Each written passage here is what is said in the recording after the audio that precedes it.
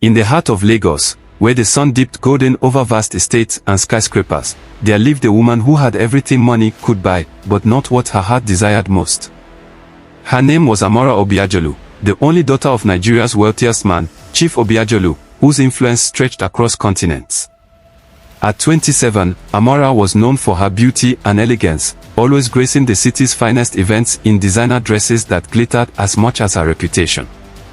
But beneath the expensive silk and pearls, her heart was restless, craving something beyond riches and luxury.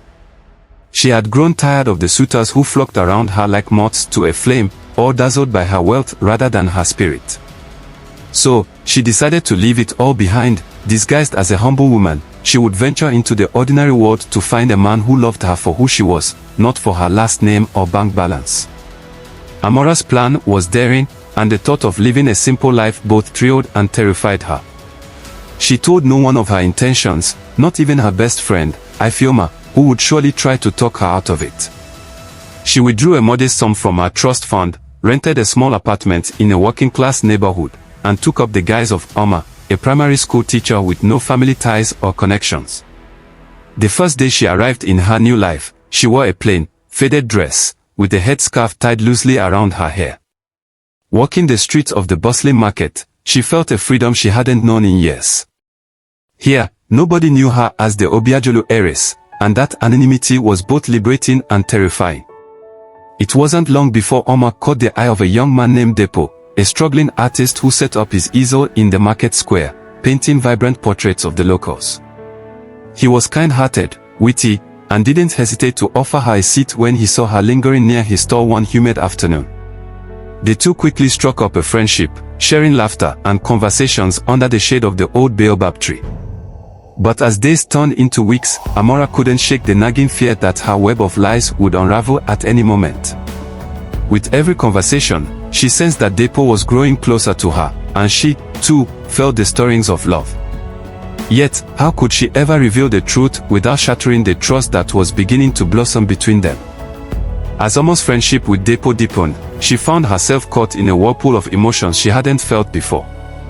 She cherished their moments together, walking by the river, sharing jollof rice at the local food stand, laughing at his terrible jokes that somehow managed to warm her heart.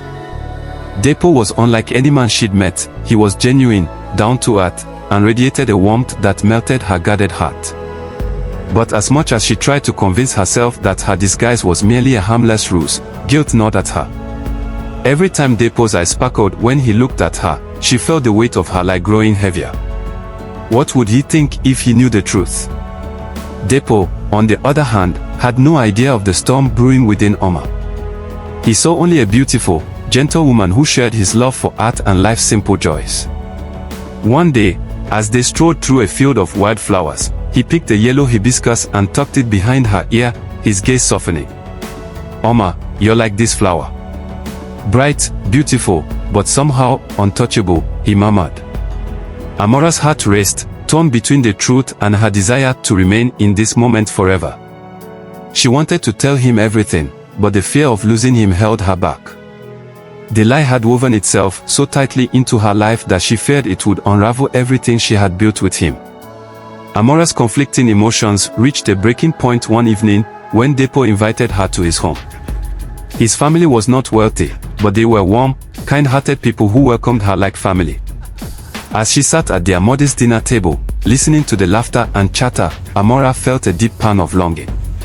She realized that this sense of belonging and love was what she had been yearning for all along. But how could she reconcile this world with the one she came from? How could she bridge the chasm between the two halves of her life? As she lay awake that night, she knew that a choice would have to be made, and soon. To her in ways she hadn't anticipated, and her bond with Dapo only grew stronger. She knew she couldn't keep the truth from him much longer. But just as she was summoning the courage to tell him, her father's health took a sudden turn for the worse. Summoned back to her family's estate, Amara found herself slipping into her old life with a sense of unease. In the grand halls of her father's mansion, she felt the weight of her secret pressing down on her, reminding her that she was still living a lie. Chief Obiajulu was a strong, imposing man, and seeing him frail and bedridden was a shock that rattled her resolve. "Amara," he whispered, his voice barely above a whisper, "Our family's legacy depends on you now. You must choose a husband wisely, someone who can shoulder the responsibility of our name." Amara's heart clenched. She wanted to tell her father about Dapo, about the life she had found outside these walls, but she knew he would never understand. Torn between duty to her family and her love for Dapo, Amara found herself trapped in a web of expectations, unable to find her way out. Meanwhile, back in the market, Dapo noticed Omar's absence and grew increasingly worried. He waited by the baobab tree each day, hoping she would return, but as weeks turned into months, he feared the worst. Rumors began to circulate, and Dapo's heart ached as he wondered if he had ever truly known the woman he had fallen for. But he couldn't shake the feeling that Omar's disappearance was not the end of their story. Holding on to hope, he vowed to find her, no matter the cost. And as he embarked on his search, neither he nor Amara could have anticipated the twist that lay ahead, nor the price they would pay for love in a world bound by secrets and lies.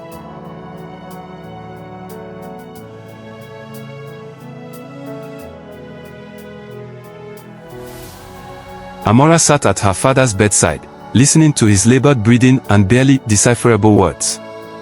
Chief Obiajulu spoke of duty, responsibility, and loyalty to the family name, emphasizing his expectations for her to marry someone suitable who could uphold the family's honor.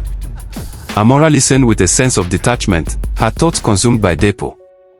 She longed to tell her father about him, about how this artist had touched her soul in a way no one else had, but she knew he would never understand.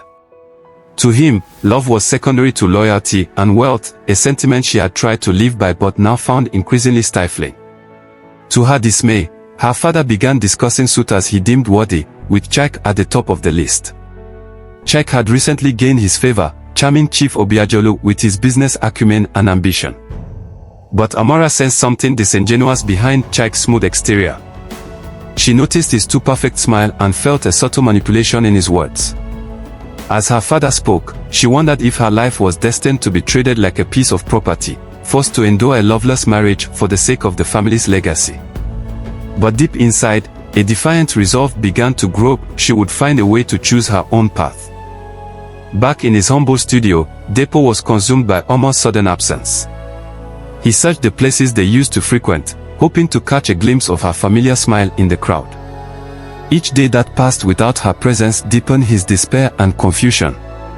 He was certain that their connection had been real, something pure and undeniable, yet she had vanished without a word. One evening, while wandering the streets near the marketplace, he overheard two women gossiping about an heiress named Amara who had disappeared, leaving behind traces that pointed to her being the daughter of Chief Obiajulu. Stunned and bewildered, Dapo began to piece together what he feared. Omar, the woman he loved, was actually Amara Obiajulu, the heiress of a powerful dynasty. Armed with this knowledge, Dapo felt both awe and betrayal. He couldn't believe that Omar, his Omar, was part of a world so different from his own. But his love for her was strong, and he resolved to find her, even if it meant walking into the lion's den of the Obiajulu estate. Dapo took up a position as a street artist in the wealthy district near her family's mansion, hoping she might see him and reveal the truth. He used this time to gather clues, learning about her family structure and even hearing rumors of Chike, the businessman who had quickly ingratiated himself with the family. Dapo was undeterred. He knew his love for Omar was stronger than the wealth or power surrounding her, and he was willing to risk everything to be with her again.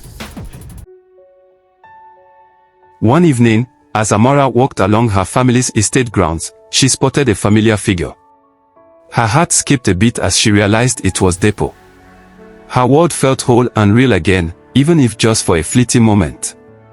Despite the risks, she found ways to meet him in secret, sneaking out at night to spend stolen moments together under the stars. They whispered promises to each other, clinging to their love despite the pressures closing in on them. Amara shared her fears and frustrations, while Dapo assured her that he would stand by her, regardless of her family's demands. These forbidden meetings became her only source of joy, giving her the strength to endure her daily facade. However, not everyone was oblivious to their connection. Chike, now suspicious of Amara's distant behavior, began to pay closer attention. One night, he almost stumbled upon them during one of their secret meetings, forcing Amara and Dapo to flee into the shadows. Chike confronted Amara the following day, subtly questioning her loyalties and intentions, making veiled threats about the consequences of defying her father's wishes. Amara realized that her time was running out. She would soon be forced to choose between the love she cherished and the family she felt bound to protect.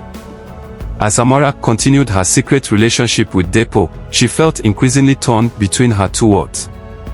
Each day with her family was a reminder of her obligation to them, of the legacy her father had built and the pressures to uphold it. But her nights with Dapo, spent in laughter and honest conversation, were intoxicating. They reminded her of the woman she wanted to become. Amara grew skilled at living a double life, carefully balancing her role as the obedient daughter by day while escaping into the arms of the man she loved by night. The deception weighed heavily on her, but her love for Dapo kept her strong, igniting a fire within her that defied the cold realities of her family's world. Dapo, too, grappled with his emotions, struggling to reconcile his love for Amara with the life she seemed destined to lead. He saw the toll the deception was taking on her, but he held on to hope, believing that they could create a life together despite the odds. Yet, he knew the danger of crossing her family. The weight of Amara's wealth and status became more apparent, and the shadow of Chike loomed larger every day. Dapo's love for her only deepened, but he began to understand that the road ahead would be treacherous. With each passing day, he felt their happiness slipping further away, threatened by forces far greater than he had anticipated. Desperate for freedom, Amara and Dapo devised a plan to leave everything behind and start anew in Ghana. They planned to disappear under the cover of darkness, evading the watchful eyes of her family and the ever-suspicious Chike. The night they were to escape, Amara felt a mix of fear and exhilaration, packing her belongings with trembling hands. She had made up her mind to leave behind the life she had known, the expectations, the wealth, all in pursuit of a love she believed in. But as they prepared to meet at their rendezvous point, her best friend Ifeoma, having grown suspicious, discovered the plan. Ifeoma, with good intentions but misguided judgment, informed Chief Obiajulu, hoping he could convince Amara to reconsider. The revelation crushed Amara's dreams of escape as her father confronted her, forbidding her from leaving the estate and threatening severe consequences if she defied him. Simultaneously, Chike took advantage of the situation, orchestrating a plan to have Dapo arrested on false charges of theft, solidifying his position by further alienating Amara from her lover. As Dapo was taken to jail, both he and Amara felt the despair of their failed escape, with Chike looming as a powerful barrier between them. Dapo languished in prison, his heart filled with anger and sorrow over the betrayal and the bitter end to his and Amara's dreams. He felt as though the world he had known was ripped away, leaving him isolated and broken. His art, his joy, and his love for Amara had been stolen from him, and he had nothing left but his memories. He spent his days replaying moments with Amara, clinging to the hope that, somehow, their love would survive this ordeal. But as weeks passed, despair grew, and he feared he might never see her again. The prison walls felt like a tomb, crushing his spirit day by day. Amara was a shadow of herself, moving through life with a numb heart. She poured her energy into volunteering at an art charity, a place where she could remember Dapo without interference from her family. In her solitude, she held on to hope for his freedom, longing for the day she could see him again. But in her despair, Chike slithered his way into her life, offering support as her family's chosen confidant. Her intuition warned her of his intentions, but with her father's health worsening, she felt bound to maintain appearances. Chike used every opportunity to deepen his influence, positioning himself as the only stable figure in her life, a twisted shadow she couldn't shake. When Amara felt most trapped, Mr. Uche, the family lawyer, quietly offered her a glimmer of hope. He had known her since she was a child and saw the misery in her eyes. Realizing the injustice done to Dapo, Mr. Uche covertly began investigating his case, discovering discrepancies in the evidence and finding proof that Chike had fabricated the charges. In secret meetings with Amara, he shared his findings, assuring her that they would secure Dapo's release if they could tread carefully. Mr. Uche's support revived Amara's hope and gave her the strength to believe in a future with Dapo once more. Eventually, Mr. Uche's efforts bore fruit, and Dapo was freed on the condition that he would leave the city, never to contact Amara again. Heartbroken, Dapo prepared to depart, but Mr. Uche's courage inspired him to fight one last time. Armed with the knowledge that Chike was behind his downfall, he vowed to reveal the businessman's misdeeds and take back his freedom. Even if it meant facing Chike's wrath again, he was determined to clear his name and earn his rightful place by Amara's side. Upon his release, Dapo stayed in the city, working covertly to gather evidence against Chike. He knew the stakes were high, but he couldn't let Chike's deceit go unpunished. Through contacts and favors from friends, he uncovered evidence that Chike had embezzled funds from the Obiajulu family business and manipulated his way into the family's inner circle. Dapo realized the magnitude of Chike's influence, as well as the danger of opposing him. Yet, he pressed on, driven by his love for Amara and the desire to see justice done. Dapo sent the evidence to Amara, sparking a confrontation with her father. The aging chief, already weakened, was devastated by the betrayal but saw a path for redemption through his daughter's happiness. In a bold move, he cut ties with Chike and vowed to support Amara's choice, regardless of Dapo's background. Though gravely ill, he finally acknowledged that love and happiness were more important than status or wealth. With her father's blessing, Amara's heart filled with hope, knowing she and Dapo could be together without fear. As Dapo is finally exonerated and reinstated into his artistic community, he prepares to leave Lagos, thinking that he and Amara will never be able to find peace together. But before he can depart, Amara's father, now humbled and remorseful, invites him back to the estate. In a final act of redemption, Chief Obiajulu admits his mistakes and grants them his blessing. Just when it seems that peace has returned, Chike reappears, vowing revenge. He holds a dark card. He has discovered that Chief Obiajulu's wealth was founded on hidden, illegal dealings that could ruin the family name if exposed. Dapo and Amara, now united, work together to confront this last threat. Through clever maneuvering, they exposed Chike's further crimes while shielding the Obiajulu family's legacy, ensuring both justice and protection for her family's honor. With Chike's final defeat, Amara and Dapo stand hand in hand before a new chapter of their lives. The Obiajulu family name is cleared, but it is Dapo's integrity and love for Amara that ultimately saves them. Chief Obiajulu, proud yet fragile, bequeaths the family's business to Amara, now assured that she will carry it forward with wisdom, humility, and the love of a man who treasures her for who she truly is. At last, Amara and Dapo marry in a quiet, beautiful ceremony far from the grandeur of her family's estate, choosing instead the simplicity of a small coastal village. With friends, family, and the humble townsfolk who watch their love story unfold, they vow to build a future grounded in love and authenticity.